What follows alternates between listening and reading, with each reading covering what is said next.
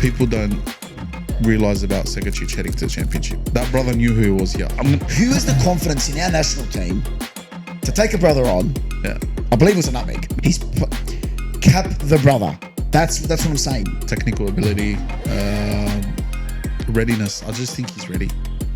He knows who he is. The Australian Socceroos selection runs the way MPL youth runs in this country.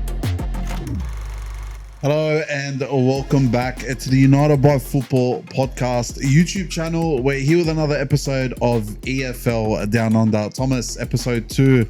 How are we feeling? Abdul, as the old analogy goes, time flies, mate. But it is episode 2, the second week of the Champions League's done, and we're previewing the third week fixtures. It's incredible. Yeah. Mate, feeling good. It's been an interesting week in the Championship, I'll tell you that. Very interesting. We've had some 8-goal thrillers, Abdul. We've had some close losses.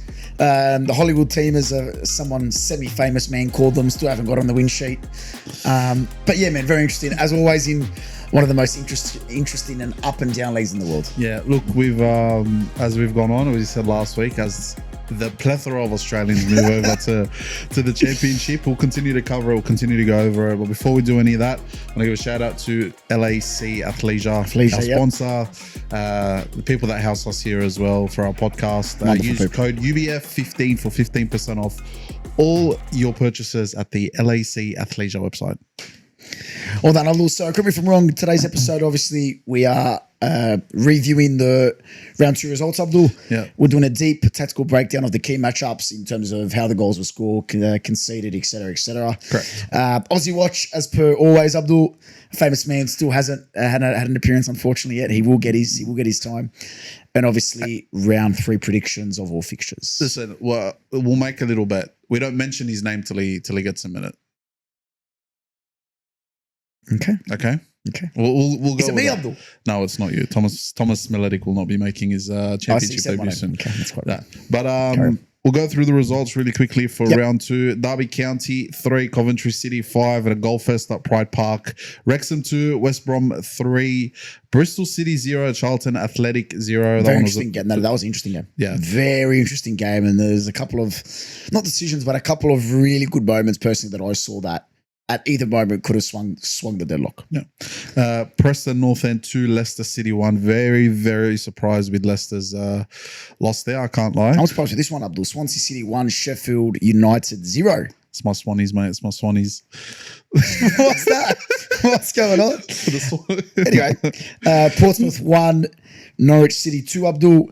Joshua Sargent, Abz. Yeah, the boy from Tottenham. The boy from Tottenham. Remember, I think he was at He's Tottenham American, years ago. Sargent, yeah. I remember him. They kept going, yeah. We'll just go to America. Good time for the World Cup 2026. I like that. Don't worry, we'll get onto that game. I'm sure we'll be speaking about Adrian Segecic again. No, that brother's incredible. Blackburn Rovers 1, Birmingham City 2. Birmingham with a massive win. Blackburn, my Rovers, they're off to a bit of a slow start. My Rovers, Abdul. Yeah. Millwall. Yeah. They unfortunately lost 3-0 to Middlesbrough. I'll tell you what, they're looking good. We didn't speak about them last week, Abs, Middlesbrough enough, but they are looking good. I think them and West Brom are looking very, very good. Again, it's early days, 2 rounds played, but yeah. Look, the other game, again, another 3-0. Sheffield Wednesday 0, Stoke City 3. There 2 games, look, they got brushed aside. There's not much to talk about there. Yeah. It's a one-sided conversation. Watford 2, Queen's Park Rangers 1. Did our boy get some minutes? He did. Good. He getting more minutes. We like that. He got more minutes actually than last week. I think he got about 35 or so this week. So good. More than us combined. Malak Nestoro, bro. Rankunda fam. Whatever this brother's doing, please get him off the show. Abdul, the 2 relegated teams last year from the Prem, Ipswich and Southampton. I like this game. Really, really did. It was a tactical breakdown, Abs, as I saw it and as we saw it as well, obviously. I think it was really interesting to see both coaches go at it. Yeah. Really, really interesting. 1-1, obviously, Abs. And off to our last game, I think one of the more exciting ones, Abdul. Hull City 3, Oxford 2. Abdul, just quickly on Hull, did you see who they signed last week? No, they signed Brandon Williams. Oh, yeah. I'm not sure if you know of his story, Abdul, his personal struggles and his relationship with his mental health and all the stuff that was going on. I think that's a really quick shout out to Brandon, Yeah. and hopefully he can revive his career because he was a promising youngster at Man United. I remember he came through. I still remember that little scuffle with Ericsson, if you remember it. He turned around. He's a feisty brother. He used to do boxing. I don't mind that. He done boxing, I remember as well. Bro, he was one of those ones. He turned around. He went to like grab whoever like pushed him to the ground. Saw it was Ericsson. Stopped for a second. Gave him a nice little sorry. Dusted him off and got up. But no, he's definitely one to watch out for. One departure on the other side. Murray Hutchinson from Ipswich Town. Gone. Off to Forest. £32.5 million, Thomas. Yeah. And I know it's in the Prem, but McAtee as well, off there as well. So listen, they're going to have a good signing, but they won't be joining the EFL Championship anytime soon. Look, it's crazy to think Murray Hutchinson left Arsenal for like, I think £2 million. Always back to Arsenal. No, it's true. Then he went to Chelsea, and then Chelsea sold him for 20 million to Ipswich, and then 32.5. But it's crazy. He hasn't had much minutes at any of the clubs he's been to. But there's a lot of. Is that Amari wanting to come on the podcast? He's asking whether he's going to get some minutes on the weekend. So apologies, guys. I should have put my phone on silent before we started. Look, put it this way: it's a positive signing for Nottingham Forest. They picked up two very talented youngsters, and it's a loss for the league. It is Abdul, but again, Brandon Williams, I think that's a big one. I'm sorry to interrupt your flow, Abdul, but I really wanted to just have a mention because that's a really inspiring story and shows people that whatever tough time comes your way, it's important to find a way to bounce back. And I'm really excited for him to get some minutes. He'll be back in the Prem soon. Oh, I agree. Well. He's got talent. He had troubles as well, and he had his court case, I believe, not too long ago. There was a few things, but again, there was really almost like a doco that I saw about his mental health and how that affected him, everything off the field, Abdul. And sometimes that's, as fans, we overlook that, footballers, but I think it's really positive how he has overcome that seemingly, and hopefully he'll be playing at his best and fighting for Hull. Yeah, and for those that don't know James McAtee very much, he was touted as the next David Silva at one point. I remember, and then Cole Palmer came. When you're ready. Yeah, calm down, mate. If there's a game, and I'll show you it after, it was a junior Man City game. I think it was when he played all the kids. Gary Neville turns around in commentary. He said he's like, there's like 4 David Silvas on the field. It was McAtee, Phil Foden, I think Oscar Bob, Rico Lewis was on the field. It was just one of those games. It was absolutely, we're starting to see that generation now step up. I just don't, in the most respectful way, I don't want to see Hutchinson or McAtee back in the championship. Go do your thing, stay there. Likewise at Dingra. Yeah. So what happens, Abdul? Yeah. Fairy tale heartbreak continues. Abdul, Wrexham 2, West Brom 3.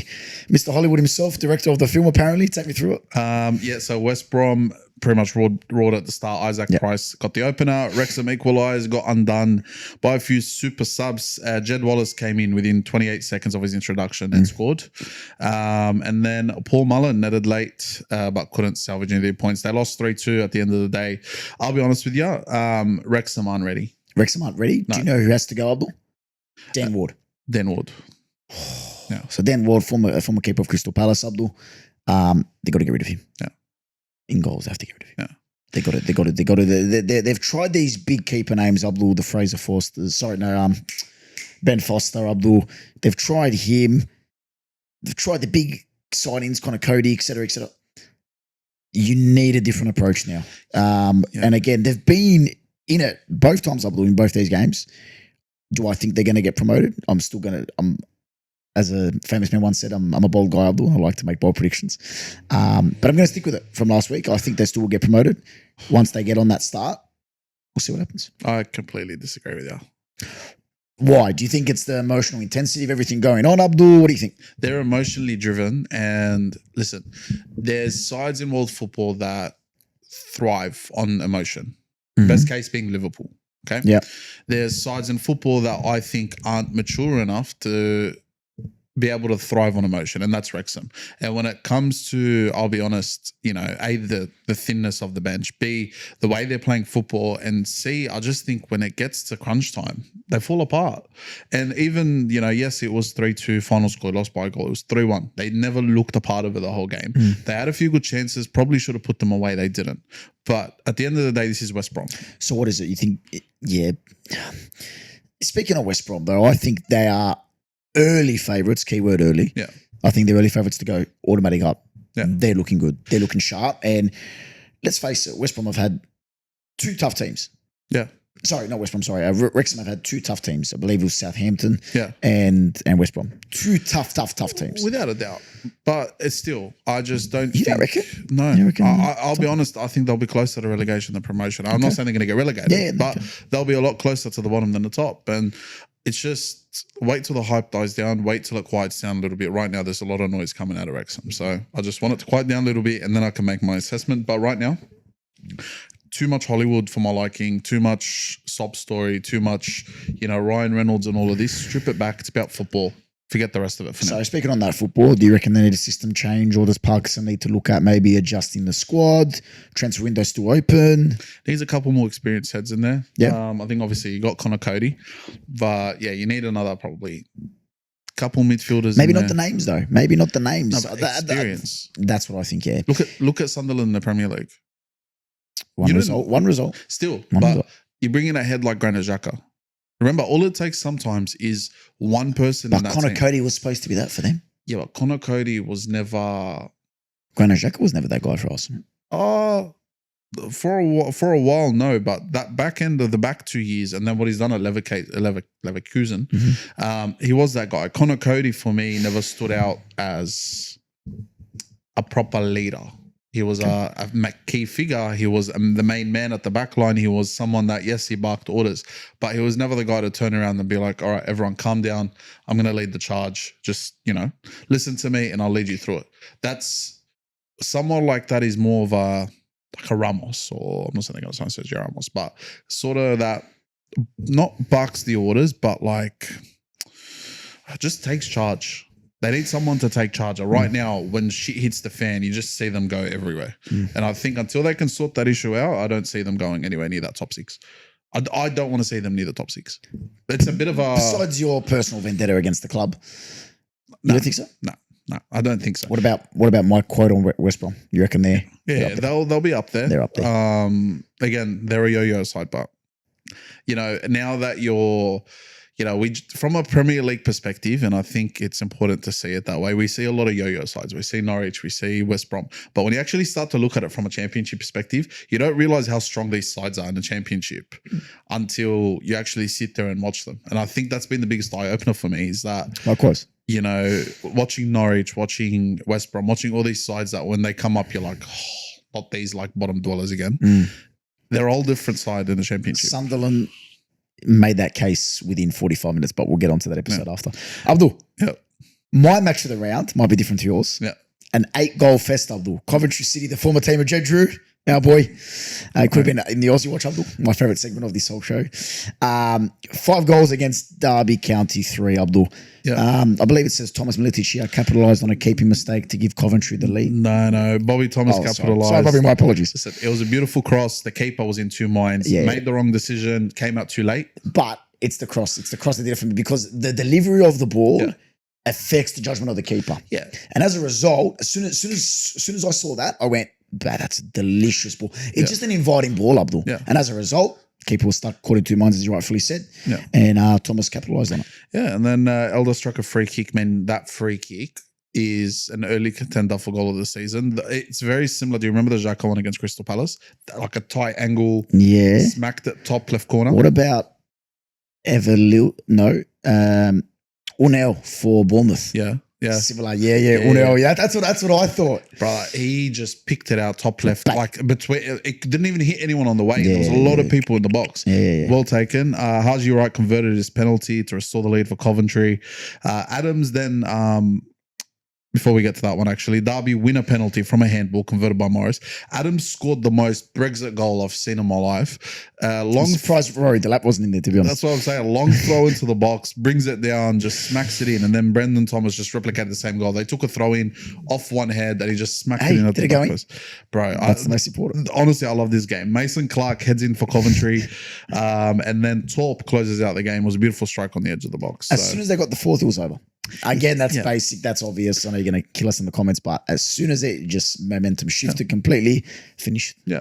Look, I'm going to say something about Derby. And I think when you're shipping 5 goals out, like especially at home, it's not a fun watch. But at the same time, they give me the same vibe that Wrexham do. It's just... Or is it Swansea for me? It feels everywhere, dude. It just feels everywhere. And I want to go on to the other side with Coventry. Great, scored 5. Should I be focusing on the 5 or the 3 that you've conceded? 3. For me, the 3. Because unlike derbies, how they conceded 3 proper goals from derbies against Coventry, obviously. Yeah. So that's what I'll be focusing on. The 5 goals, you scored 2 Rory Delap throw-ins. So for me, again, as a coach, I'll be worried about those 3 personally over the 5. Because even if you look at the stats, so 8 goals, 5 different scores for Coventry, but they also had 60% possession and 15 plus attempts. The fact that the other side's being able to score 3 goals with little possession and little shots on target worries me more than the fact that he scored 5. Great, but not every game, and I've said it for a while. I think I said it about Liverpool a couple of seasons ago in the Premier League. You cannot maintain this style of football. No. Leeds tried it a few seasons ago. It failed under Bielsa. And then you look at the way that Coventry are playing now. Great, you're chaotic. You know, controlled chaos is an art. Chaotic sides rarely win the title. Yeah. Rarely win the title. There's very few. And they might get promoted, I'm not going to lie. But how's that going to go in the Prem? No, that's what I'm saying. Yeah. Imagine playing Man City with this type of chaos, and they got Ryan Shirky and freaking Erling Haaland just busting right through the middle. I can't wait to talk about them. Oh, fucking wow, what a goal. Last game, Portsmouth 1, Norwich Adrian. Abdul, can I say something? Yeah. If we don't pick him up as the Socceroos, we failed as a nation. No, we failed as a nation. Okay. Did you see the goal? Yeah, I did. Okay, so you saw the goal. I did. Who has the confidence in our national team to take a brother on? Yeah. I believe it was a nutmeg. Yeah. And they just go bang. No one. But So we've said it ages ago. So what are we waiting for? You tell me. Tell me what are we waiting for? We don't know Tony Popovich personally. Okay. Back to Tony.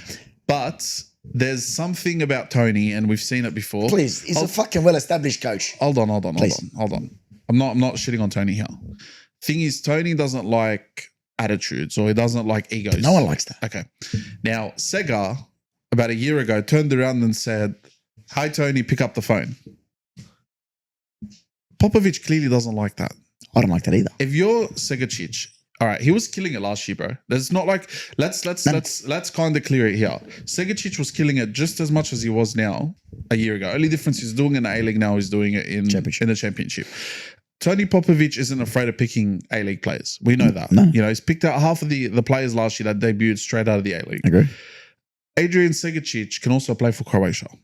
Okay. Now, I'm asking you this question, and I know the answer you're going to get. If you get an opportunity to play for Croatia national team, and you get the opportunity to play for the Socceroos, if you're Adrian Segecic, what are you doing? Can I add one T and C to that? Can I? Sure. Or just flat out? Flat out. Tomorrow, Tony Popovich just put... Okay. Yeah, I can, but that was my stipulation I wanted to add. So if Aussie comes calling tomorrow and Croatia comes calling in 2 years, would you wait? I don't know. Personally, for me, I'll play for Croatia. That's just me. Yeah. That's just me. Can I will but say, I'll be honest. Yeah. I don't think we're looking at him.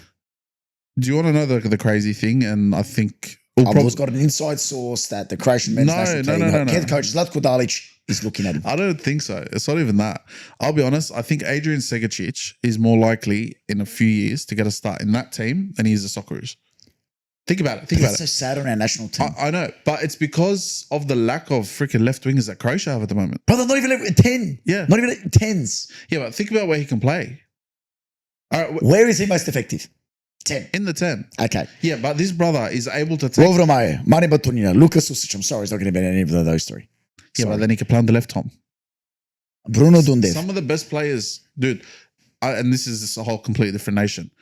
Mesut Ozil as a 10 won a World Cup with Germany on the left wing because he was more than capable of playing on the left wing. Okay. Adrian Segecic is more of a left winger than Mesut Ozil ever was. And in saying that, I'm saying he's able to do both effectively. I'm not disagreeing with you. What's his best position? Okay. So, but what does the team need? You're telling me our Socceroos is crying for a fucking 10. Yeah, but bro, it's on its knees crying for a 10. Be honest with yourself. Is he going to drop Jackson Irvine? But that's what I'm about to say. Yeah. Why the fuck? Tell me why. Why do we play with Jackson Irvine? Yeah. Aiden Hustich, who doesn't get a game anymore. Yeah. Riley McGree, I believe, is the only creative source that we got. Yeah. Milo barely got it. I don't even I'm think talking about 10s. I'm talking about midfield. Oh, you're talking about 10s. Yeah. Yeah. And then we come in Luke Braddon. Luke Braddon's a wonderful 6, just for example. Yeah. But he's a 6.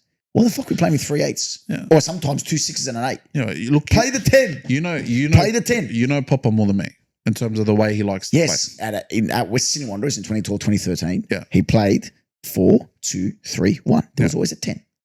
Shinjano, Aaron Moy, whatever. Yeah, but he's also the same coach that went, oh, look, Kunda, we can, take some time to relax. He didn't just blood him in. It just looks like he's the type of coach. He's not going to throw someone into the deep But he's end. been capped now, Hirukunda. My worry is that we're not going to cap this brother. I think we end up playing for Croatia. Oh, for fuck's sake. No, but I genuinely He'll do. be a reserve player for us. At best. Yeah, but still. Oh, Okay, well, be honest with yourself. And this is me. This is different. This is take the Croatian goggles off, take everything off. As Adrian Segecic, what would be a greater feat? Now, play for the Croatian national team. Disclaimer, this is more in the sense of footballing feat. Obviously, as an Australian, the biggest accolade you could have is playing for your country. I agree. But as a Croatian Australian, being Adrian Segecic, being able to play for both is... Who has proudly represented his parents' nation as well. Correct. You got to ask... in terms of playing for United and stuff like that. Yeah. You got to ask yourself, you are correct. It's a lot harder to crack that Croatian national team than it is the Australian national team. But we're at a position now where his versatility might get him into the Croatian national team. Perisic is on his last legs. He won a title from the Netherlands, thanks. But you know what I'm saying? By the time we get to the next World Cup, that's potentially his last. Who else do you have on the left? We'll move on, Abdul. No, but honestly, who else do you have on the left? Move on, Abdul. No, all jokes. I agree. I'm not sure. I agree with you. But what I'm saying is that this is a segment otherwise known as Aussie Watch. Yeah. He's played at fucking Sydney FC. Cap the brother. That's what I'm saying. Cap him now. What's stopping Tony though? What's stopping I don't know. Popovic? Yeah, Jules, just casually grab Tony at the back. But you know what I'm saying? Yeah. I don't know. Yeah. I don't know. Look, enough about Segecic. But do you agree? Cap him now. No, I agree. I think he should be capped already. If he hadn't been capped, he was our best player at Sydney FC. He was our best player last year, and by a mile. Enough about Segecic. This whole show is about to become Segecic watch. If he keeps going the way he's going. Carry on. I will say though, yeah, obviously he scored the goal. He's in hot form, and this is how I'm not going to say fickle, but flimsy fans are. Halftime, Pompey put up a post. I read the comments. Someone said, they were just talking about Segecic not getting the ball or not moving or not wanting the ball. The comments on the halftime post and the full-time post were as if it's like just... Two different people. Completely agree. Anyway, Abdul, that's football fans in general. But Abdul, on the other team, Norwich's quality and clinical finishing, obviously, won it at the end of the day. Josh Sargent being a big part of that, and obviously Darling as well. Yeah. But Abdul, could have been 2-2, could have been a different game. Bishop, penalty saved. Shit pen. Yes, that time. Yeah. Fucking shit pen. Regan Poole had a shot that I don't know whether it was just a save. I'll be honest. That's point blank. Before we get onto it, Vladan Kovacevic. He's done with it. Kovacevic, yeah. Kovacevic. Not bad. I'm going to give him the LAC Player of the Week for this week. I agree. Saved the penalty, saved that shot from Poole from point blank range. And I'll be completely honest with you. Had it not been for him, I think Pompey actually win that game. Can I say something? Yeah. Back on to Segecic, just really quickly. I know we're trying to avoid him because obviously it'll be a Segecic watch. We can talk about the brother all day. Just as a question, as a coach, he's in that form. Played a couple of preseason games, scored a couple of goals, scored last week, assist last week. Yeah. You give the penalty team just as a wild shot. Not yet. Was it? Not yet. Was it? He's a new face to the squad. He's also young. So you think if he misses, they'll kill his? He's also young. You forget his age. Of course, he's so. I get where you're coming from with that. I just don't think he's ready for that type of pressure. Bishop, you've been around for longer than that. You know the guy. But even last year, unfortunately, he wasn't Bishop. Yeah, but dude, you'd know more than me as a footballer. You know, when you're taking a penalty, you pick a side and you just put as much power onto it. Bury it, yeah. You bury it. You don't just go, let me, like respectfully. Or a farm these days. I've got two left feet. I probably would have put a bit more oomph behind that. May have missed the goal, but still shows that I tried to pick a corner. Yeah. That's just disappointing. And I think not just as a Pompey fan, but as admirers of that team, we need to get this our shit together. It's just got into a point. Look, I hope it does. You won't get relegated. I'll put it that way. Right. The bench, even the bench worries me. Why are we bringing on Waddingham in the 90th minute? Yeah, he should be brought Give on. him some time. Like, he's going to, I swear to God, if it keeps going on like that, yeah, you'll expect him back at Brisbane Roar in 12 months' time. That's what burns me. Yeah, I agree. Is that if he keeps getting 3 minutes a game, how do you expect this guy to score? And then guess what? He'll score a goal off a corner or something in the last minute of the game, and they'll start him the week after. But because he hasn't started all season, he'll have a shit game, and then he'll end up back on the bench getting 5 minutes a game. Make it make sense. Anyway, on to our Mind the next football segment. coach. Listen, I've only started getting into this championship for the last 6. I'm more. Yeah. Anyway, besides the point, back to Aussie Watch. We'll run through quickly. Adrian Segecic, obviously, we just spent the last 2 minutes talking about him. Scored in a 1-2 loss to Norwich. That's 2 goals in 2 games. Unbelievable. Lewis Miller, Abdul, Blackburn Rovers, your second favourite team. You got a lot of favourite teams, Abdul. Yeah. Limited minutes in a 1-2 defeat to Birmingham. Can you say Birmingham for me? Yeah, Birmingham. My favourite Australian that's over there at the moment, the one that I believe has one of the highest potentials that I've ever seen. I like Nestoroi. Man, like, Watford in a 2-1 win, Abdul. Lively, but unfortunately for him, couldn't get on the score sheet or the assist sheet. Do you think, just a quick one on there, Yep. Kundal? Yep. I don't want to say this the wrong way. Please don't say it Is the wrong he a tad overhyped? No, God, no. No. Not as a player, but by the fans. No. No? No, don't think so. No. You don't think so? No.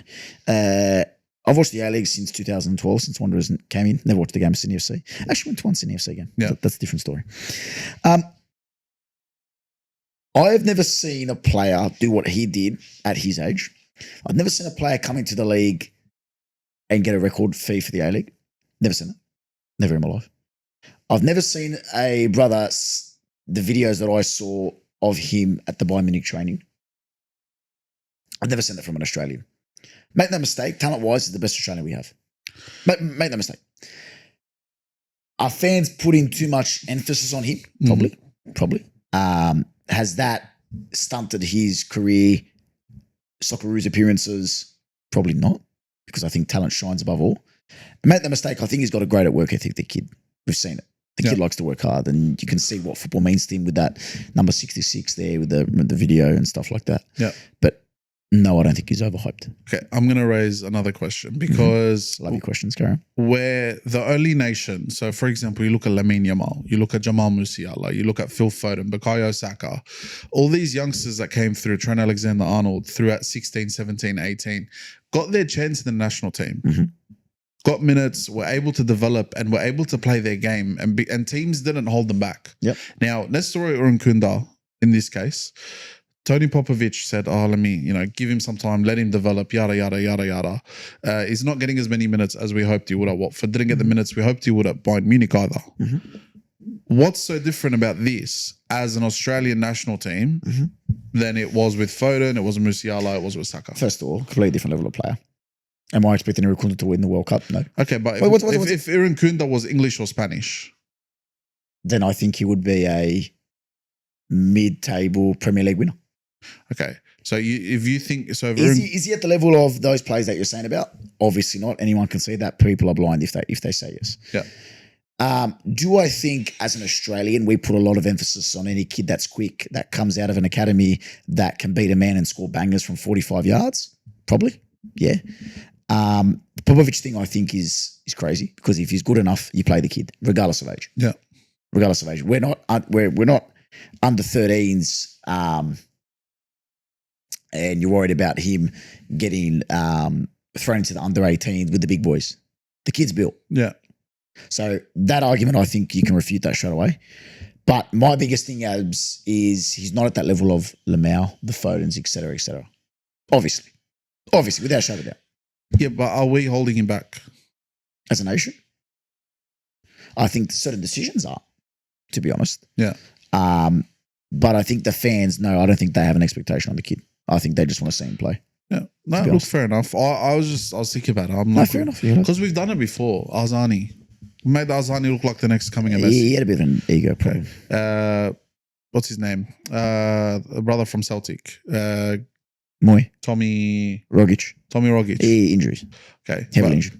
Aaron Moy is another one. Yeah, Matty Ryan. I know good. he's in our national team, but we made him sound like I just think sometimes as Aussies, maybe it's tall poppy syndrome or whatever you want to call it. But again, we're good at every single sport besides football. So we, as Australian football fans, clench to any hope that we have. If that makes sense. Would you agree? Yes and no. What's our best trophy? One Asian Cup. We've made it round the 16 in the World Cup. It's not even a trophy, but yeah.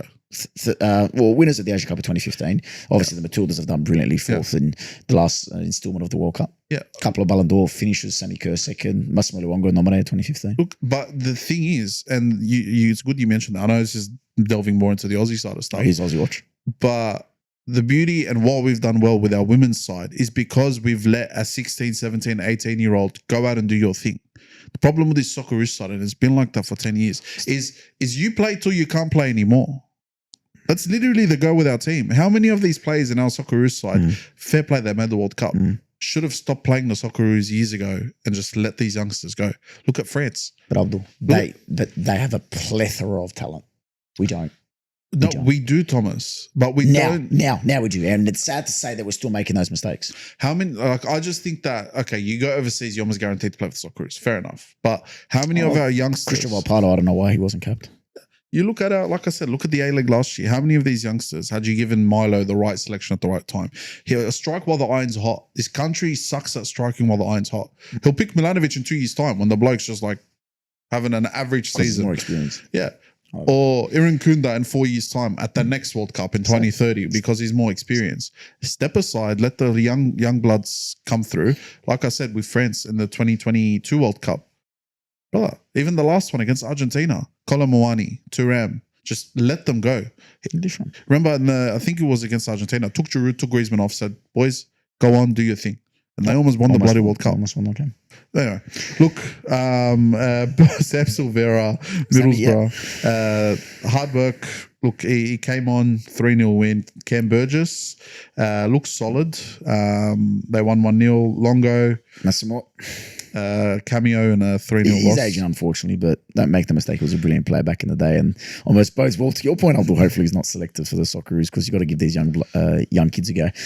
Thomas Waddington, Portsmouth, late sub. I believe he had a minute less than last time, unfortunately. Yeah.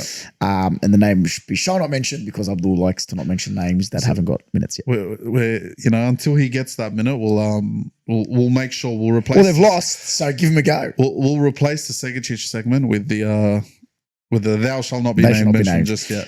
Nah, it's look, thou shall not be mentioned.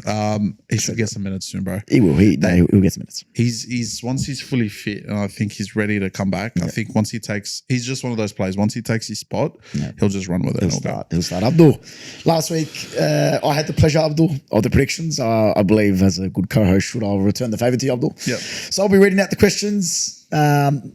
The fixtures, and I would like you to adjust your posture, get your thinking cap on, and give me your accurate, without any bias, Abdul, fair answers. Ready? Sweet. Derby County versus Bristol City. Derby 2-1. Okay. Swansea versus Watford. Tight one. I think that's but sorry, I'm not giving opinions. Watford 1-0. Okay. Hull versus Blackburn. 0-0. Charlton Athletic versus Leicester. 2-0 Leicester. Yeah. Strong shout, Abdul, maybe for a win. Let's see if the bias is in. Yeah. Wrexham versus Sheffield Wednesday. 3-1 Wrexham. They should win that game. Yeah. This one could be tough on Abdul's favourite team. West Bromwich Albion versus Portsmouth. 2-2. I love you. Southampton versus Stoke. Listen, you got to win at some point. You can't draw. 4-1 Southampton. Okay. Sheffield United versus Millwall. 2-0 Sheffield. Preston North End versus Ipswich. Ipswich 1-0. Norwich City versus Middlesbrough. 5-1 Norwich City. After Middlesbrough won 3-0. Okay. Coventry City versus Queen's Park Rangers. 0-0. After the team scored 5 goals. Interesting. Birmingham City versus Oxford. 4-3 Oxford. Some rogue ones in there. I'm bound to get one right. All right. 0 right. Getting 0 right. All right. The last one before we end it. Yeah. I know we sort of touched on it last week. At the end of the day, let's say the season starts tomorrow. Who will have a bigger impact? Irukunda or Segecic? Season starts tomorrow. The first 2 fixtures are gone. Segecic. Why? Just look at his form. The Season starts tomorrow. Fresh. Segecic or Irukunda? Segecic. I think he's a bit more of a complete player than Irukunda. Then a story. Okay. Technical ability, readiness. I just think he's ready. He knows who he is. I think that's what people don't realize about Segecic heading to the championship. That brother knew who he was here. And I'm pretty sure he had a stint in the Netherlands before the season before last. Yeah. He knows the player he is. You know who he wants to everything be. Everything that he knows. Of course he did. Funny. There's one I want to mention. I know it's a different league. Zach Sapsford. Zachary's on fire. Zachary's doing well. Zachary is killing it. Zachary's doing well. They scored, I believe, in the Europa League qualifications, I believe, or Conference League. We've got the Borellos, got the Yankees. Yeah. Make no mistake. Just an idea, Abdul. So we have an international game coming up. I believe there's an international window. Yeah. Borello's in off-season. Yeah. Just ready? Just the right one, Abdul. Borello's in off-season. Yeah. Anyone that's in the A-League that's in the off-season, just get him out. Put Segecic in there who's playing. Irukunda in there. Luongo, fucking even there. And Zachary Sapsford. Why would you give minutes in a preseason to Borello? He's great. Fucking if Sapsford, please, for the love of God. Segecic, for the love of God. If they're not wearing this Socceroos, I don't get it. I don't get it. It's just logic. They're playing football. Can I make a comparison and we'll end it on this? The Australian Socceroos selection runs the way MPL youth runs in this country. Okay. Name, prestige, reputation, and time spent at the club. I would agree, Abdul. It's all about legacy there. And for me, I just don't understand it. That it's an international qualifier, Abdul. It's a qualifier. Yeah. Look, even qualifier presses in friendly, regardless what it is. Cap Sapsford. Because maybe there's some heritage in there. I think maybe there's some Scottish. He's English. Cap the guy. No, cap him. Yeah. Cap Segecic. Yeah. Irukunda's already capped. Give the guy minutes. They're playing football, Abdul. Look, I don't know, man. I don't know. I honestly don't know. God, I love our Socceroos. I love our Socceroos. Look, this has been another episode of EFL Down Under. And it's definitely been down under this episode. Fuck, we're speaking about the Socceroos. No. Abdul, mate, it's been a pleasure as always. And I look forward to round 3. Abdul, again, we'll be doing this next week. Mate, we will. How exciting. There may or may not be some special guests on in the next few weeks. Wink, wink. Zachary? Who knows? Adrian? We'll see. Potentially. Massimo Luongo? A story. I like the story. We're getting a story on. I'll give him a call right now. Yeah. Give him a call. Is that what he was ringing you before? Yeah. He was asking if he could come on next week. I said, man, I'll let you know. We've got some other special guests. Cheeky plug. But there's a lot coming, and we'll keep you guys updated with all of that. Love that as always. Anyway. Abdul, mate, we have been United by Football. I've been Thomas. I've been Abz. And this is the episode of EFL Down Under.